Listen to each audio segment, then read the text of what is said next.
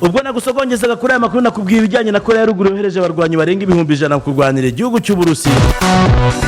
Ubwo n'abakorera bushaki 100,000 kubo bagiye gufasha guhangana na Ukraine.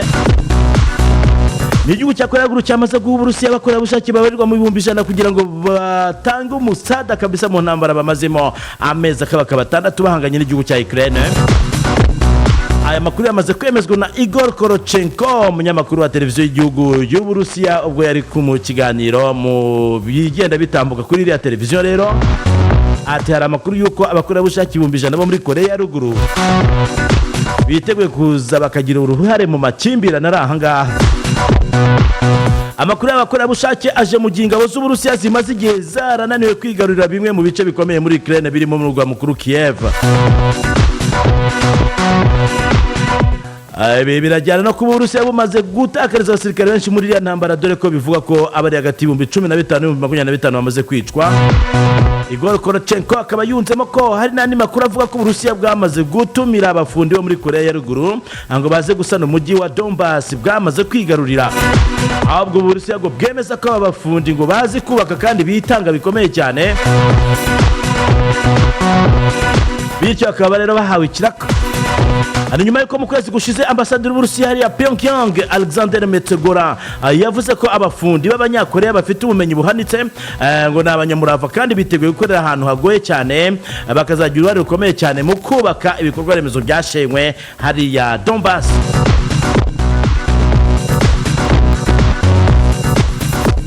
Tugitege turebere ko hari impinduka zizabaho muri intambara Uburusiya buhanganyemo na Ukraine ifashijwe n'ibihugu by'abanyaburayi ndetse na Leta Zunze za Amerika zirimo. Muri iyi weekend rwari rwongeye kwambikana hagati ya Israel ndetse na Gaza ubwo n'abanyepalestina.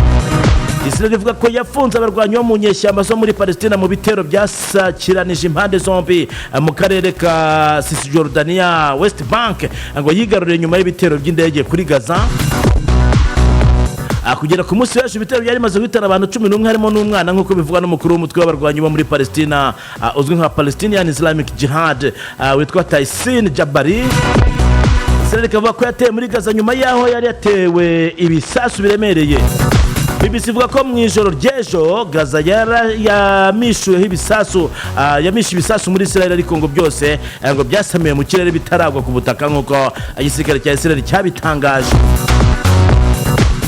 Ariko amasaha y'umugoroba rero hari habonetse agahenge rero kari kabonetse ku bufatanye n'igihugu cya Misiri cyabyinjemo kikemera kubabera umuhuza hagati y'abo Israel intagondwa za Kisilamu zo muri Palestina ndetse n'ingabo za Israel. Gusa nyuma y'iminota 30 gusa hongeye kumvikana ibisasu biremereye byagwaga ku butaka bwa Israel, ari nako indege za Israel zigaye bitero muri Gaza. Reka twerekeze muri aka karere duherereyemo rero k'ibiyaga bigari. Uyu mugabo witwa Martin Fayulu utajya imbizi n'u Rwanda yongeye gusaba ko ambasaderi Karega yakwirukanwa muri Congo. Raporo yeruka gukorwa n'impuguke z'umuryango w'umujye ku nkunga guverinoma y'u Rwanda ngo yaba yarahaye umutwe wa M23 yongeye guteza uruntu mu banyapolitiki batandukanye muri Repubulika ya Demokarasi ya Congo. Aho Martin Fayulu uzwiho kutorohera u Rwanda na gato yongeye gusaba ko ambasaderi warwo Kinshasa yirukanwa vuba na bwangu ndetse igihugu cye kigacana umubano n'u Rwanda burundu. Ni perezida w'ishyaka ryitwa Engagement pour la Citoyenneté et le Développement cyangwa se ECD Martin Fayulu yabitangaje mu kiganiro n'abanyamakuru cyabaye kuwa 4 ejo bundi kabisa, agaruka kuri iyo raporo y'impuguke za Loni u Rwanda rwateye utwatsi rwivuye inyuma. Kure nk'uko urubuga mediacongo.net rwabitangaje ngo ibyatangajwe muri raporo y'impuguke z'umuryango w'abibumbye ngo byemeje gusa icyo buri wese yarazi ku ruhare rutaziguye rw'u Rwanda mu bikorwa bibera mu burasirazuba bwa Congo. Ngo umuti wa nyawo kuri iki kibazo kuri uyu munyapolitike ni ukubuyobozi bwa Kinshasa bwahambiriza vuba na bwangu ambasaderi w'u Rwanda Kinshasa Vincent Karega akava ku butaka bwa Congo. Imbere itangazamakuru y'umugabo utavuganwa n'ubutegetsi bwa Felix Tshisekedi wamukubise inshuro mu matora y'umukuru w'igihugu aheruka, yanasabye ko habaho gucana umubano n'u Rwanda ariko no gukuraho ubutegetsi budasanzwe bwa gisirikare bumaze imyaka hafi 2 mu ntara za Kivu y'Amajyaruguru ndetse na Ituri, bagakora ngo icyo bise état de siège ngo kuko abibangamira abaturage.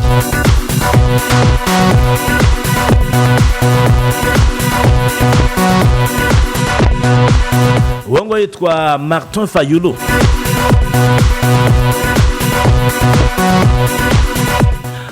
yitwa Dr Mukwege ngo yongereye ibihano bitatu ku byasabira u Rwanda. Dr Mukwege Denis uzwi cyane ku bw'imvugo ze zibasira ubuyobozi bw'u Rwanda yavuze ko kuba umuryango w'abibumbye ushinja u Rwanda gufasha mu Ventura ari igihamya yakabaye iheraho ifatira u Rwanda ibihano. Mu itangazo kizagaragara kuri iyi tariki ya 6 Kanama rero Dr Mukwege ivuga ko UN ikwiriye gufatira u Rwanda ibihano mu bukungu, diplomasi ndetse no kuruhagarika kugura intwaro. Kubwa Mukwege ngo igihe abanyekongo batakiye girahagije, ahubwo ngo icyo bakeneye ni ukubona u Rwanda rwishyura ibibazo by'umutekano muke rwateje muri Congo. None ibihamya by'umuryango w'abibumbye bifite ko ingabo z'u Rwanda zafashe agace ka Repubulika ya Demokarasi ya Congo. Wa kane tariki ya 4 Kanama 2022 nibwo umuryango w'abibumbye wasohoye raporo ishinja u Rwanda gufasha umutwe wa M23.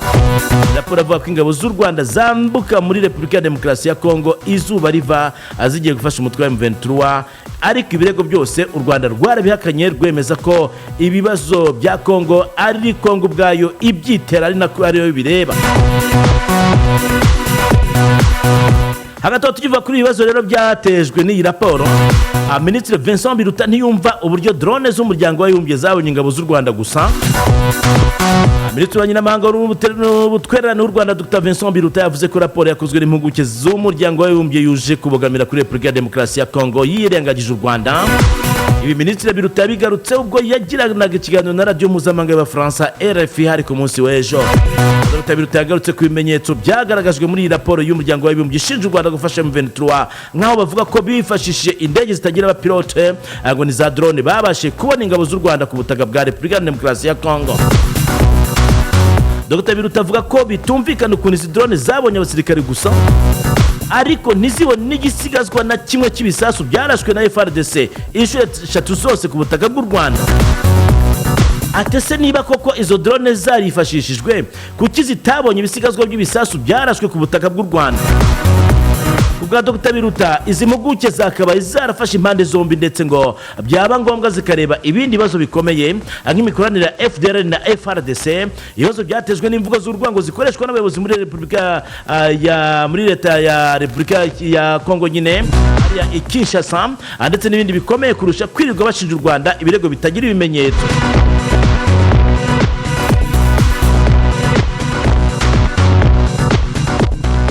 Ayo ni amagambo ya Minisitiri w'Abanyamahanga w'u Rwanda Dr Vincent Biruta mu kiganiro yagiranye na radio mpuzamahanga y'Abafaransa ku munsi w'ejo.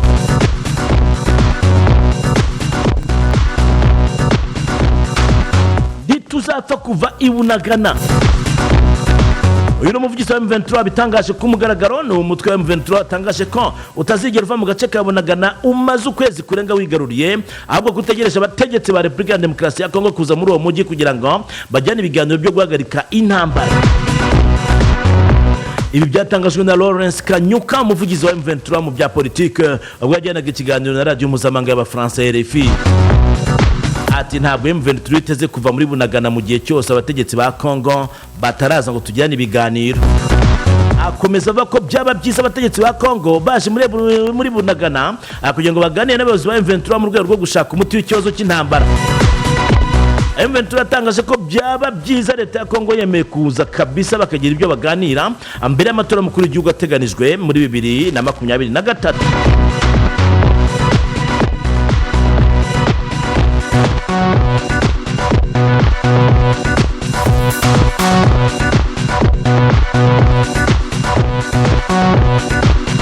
Amakuru yasohotse mu bitangazamakuru bitandukanye. Umukwe yafunzwe nyuma yo kwica umugeni we ku munsi w'ubukwe bwabo. No mukwe munyeshyari niko babivuga rero, ngo yakatiwe igifungo cy'imyaka 18 azira gukubita umugore we mushya akugeza apfuye ku munsi w'ubukwe bwabo imbere y'abatumirwa.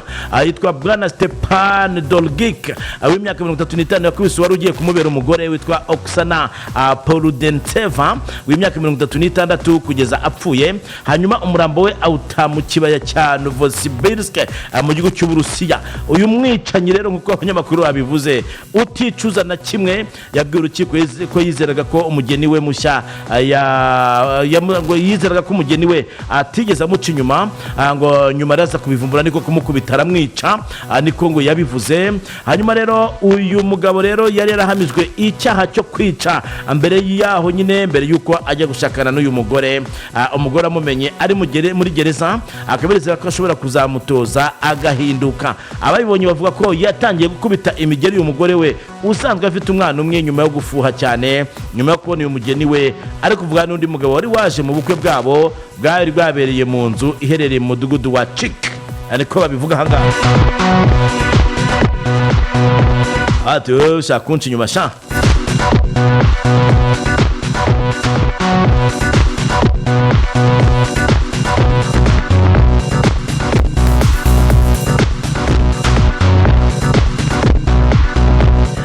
Nimwe ngufitiye niyo umukecuru ngaho agiye gutabara rero, yagiye gutabara umugabo we wari ugiye kurohama barapfana kabisa. Ni umukecuru warohamye mu mazi ubwo yagerageza gutabara umugabo we nyuma yo kugira ikibazo cy'umutima ari muri piscine yo kogeramo mu biruhuko nyine byabo.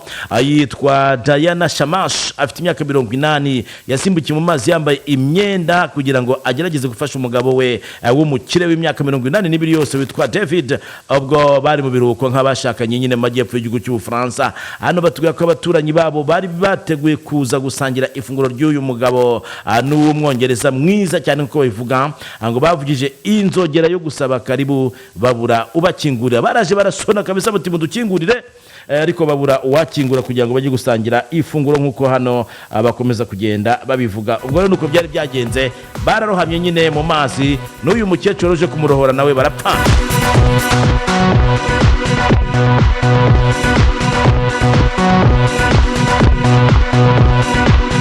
Hari inkuru yavuzwe mu gihugu cy'Ubwongereza ko abagore bafite abagabo b'abasirikare bari kwishora mu buraya kubera ubukene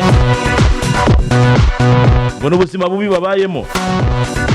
Ni igihugu kirimo ni inkuru ziri kuvugwa nyine aho ngaho mu Bwongereza. Ngiye kwigarukaho mu kanya nyuma y'ubutumwa tugiye kwakira butubwira ibya Airtel. Ikuzanira ubuntu paki bw'iminota utamara ku mirongo yose ndetse na internet yihuta mu buryo ntagereranywa. Gura ubuntu paki yo guhamagara ku mafaranga 200 gusa, ubundi iminota 90 bakoresha ku mirongo yose mu masaha 28. Akarusho nuko ubuntu paki za internet bw'iminota 100 buri munsi uwahamagaza imirongo yose.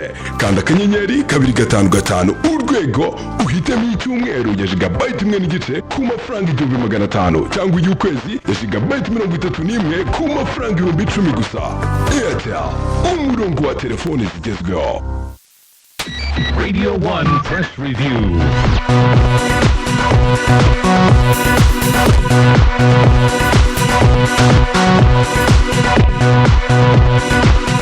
Ako niko bimeze rero. Mbere ko ninjira muri iyo nkuru yo mu Bwongereza manze nkubwire ko ari icyo bita inzira y'akazi company. Abantu baba barabuza akazi, abandi biteguye kukabona ariko bakabura wabatungira agatoki. Abakoresha akazi baragafite ariko babuze aho bakura abakozi. Hari abakozi mu rugo, abakwizi nibwo n'abatetsi, abita ku bana mu rugo, abazamu, abajardinier, abakora amasuku mu bigo bitandukanye, abakora mu by'ubucuruzi, abakora mu mahoteli hirya no hino, abaseriveri yewe abakora kuri za station za essence, bamucoma, abarwaza nabo barakenewe burya, abita ku bageze mu zabukuru, abafasha abana gusubira mu zabukuru, abafasha abana nyine kuba bari hafi mu buzima bwose busanzwe. Hari abafasha abana gusubira mu masomo, abo niba bari twita ngo ni coaching. Yewe mu maserivisi yose ashoboka kabisa. Aba bantu bitwa inzira y'akazi, ni kampani yitwa inzira y'akazi ikorera hariya Kimironko hagati ya Ituze Garden ndetse na Foursquare Church. Urusengero rwa Foursquare Church ndetse na Ituze Garden hagati yabo bombi kabisa. Aho ngaho ni bakorera, ni ku muhanda wa kaburimbo uva Kimironko muri gare werekeza kwa Mushimire. Abangaba baragufasha kubona umukozi wese wakenera kandi wizewe, bakamukurikirana kugeza akoze imirimo, kuko abatanga n'amahugurwa uburyo imirimo yose azakora aho ngaho uzasanga ari imirimo kabisa inoze bien sana. Ntabwo bazakuzanira amabandi, bazakuzanira abakozi. Ikindi kandi mukoresha nawe uzamenye ko bazajya baganira nawe utazambura abakozi. Abantu byakwambura abakozi buryo uburenganzira bwabo bwubahirizwe. Mukozi rero nawe nyura hariya muri icyo kigo bagushakira akazi, koresha nayo simbukira hariya bagushakira abakozi. Hamagara 0783344540 ndetse na 0789966938 0783344540 na 0789966938.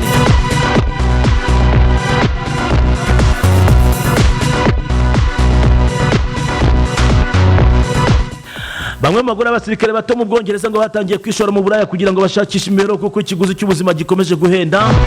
Ikinyamakuru The Mirror cyatangaje kuretse abashotse inzira y'Uburaya hari n'abandi basigaye bagurisha amafoto y'ubwambure bwabo kuri internet ngo barebe ko baramuka kabiri. Umugore umwe w'imyaka 25 ufite abana babiri yavuze ko yinjiye mu Buraya agamije gufasha umugabo we kubona ibyabatunga kuko ngo nta kundi byagenda ngo kuko umushahara w'umuntu umwe utari ugihagije. Uyu mugore yahoze akora mu iduka ricuruza ikawa ariko ngo yaje kubura akazi. Ubuzima iwe mu rugo buba bubi cyane. Agira ati umugabo wanjye ahembwa amapaundi 2800 ngo nasaga miliyoni 2800 ugisize amanyarwanda, ariko kubera uburyo ubuzima bukomeje guhenda ngo byageze aho bitubana ibintu bibi cyane, twari tubayeho mu bukene bukabije.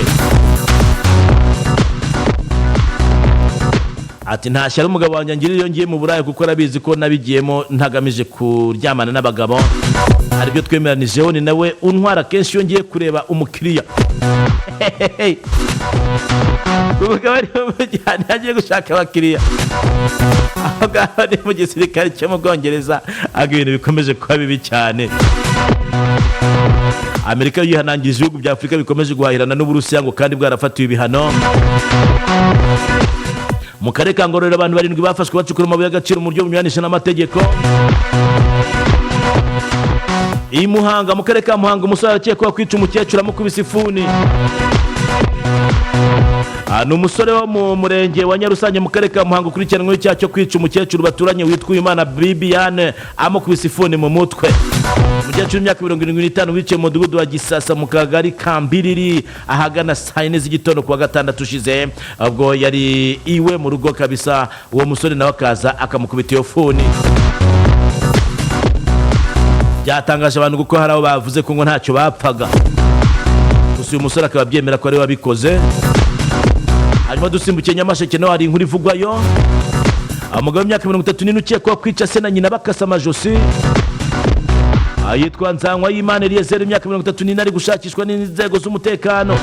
Iyi nkuru bwandikwaga nuko bivugaga ariko naje kumenya ko yaba yatawe muri yombi rero ngo akekwa kwica se witwa Ndindayino Samuel w'imyaka 74 na nyina Mukaburanga Rachel w'imyaka 62. Bombe baratuye mu mudugudu wa Gakomeye akagari ka Kigarama mu murenge wa Kanjongo akarere ka Nyamasheke. Abakasa amajosi akoresha icyuma gahita toroka, ari baziza kumwangira kugurisha 8 bamuhaye. Ariko makuru nyine yihuse cyane yatubwiye ko baje kumuta muri yombi. Irubavu yarutse kubera impanuka yindi twababwira kwa Steri hengeye kubera indi nanone ya kwa Steri rabirinduka, ariko abantu barakomereka bajyanwa kwa muganga, bamwe barakira abandi bagumayo. Bakomeza kwitabwa n'abaganga nkuko tubibona mu nkuru yasohotse ku cyamakuru Kigali Today.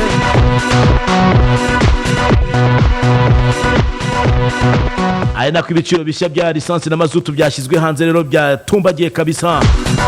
Ibinyamakuru byinshi cyane byanditse, jya ku cyamakuru Urwanda akadomora ubirebe byose. Hanyuma amakuru ajyanye na COVID nuko ku munsi w'ejo hapimwe abantu 2391 bagasangamo umuntu umwe gusa ufite COVID anafite ibimenyetso, nta winjiye mu bitaro nta nurembye. Hanyuma uwagaragayeho COVID no mu mujyi wa Kigali kabisa.